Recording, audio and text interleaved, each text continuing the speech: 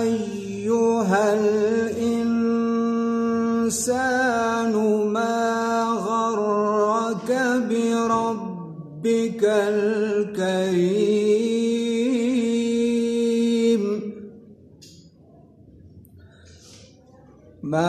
غرك بربك الكريم الذي خلقك فسواك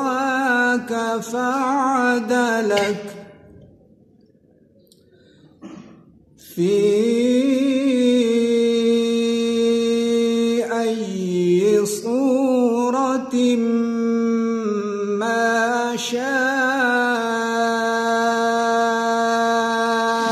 ركبك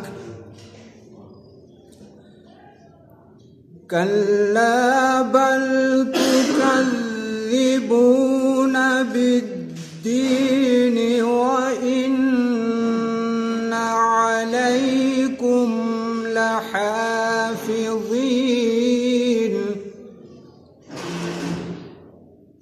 كراما كاتبين يعلمون ما تفعلون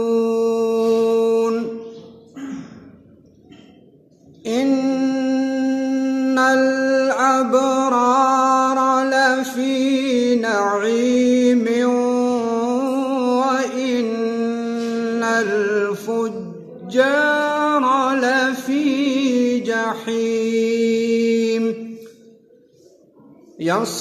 يصلونها يوم الدين وما هم عنها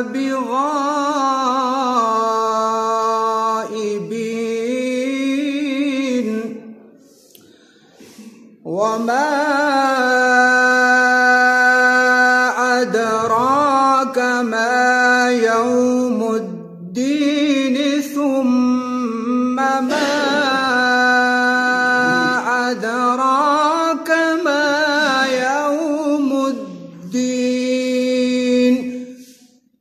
يوم لا تملك نفس لنفس شيئا والأمر يومئذ لله صدق الله العظيم.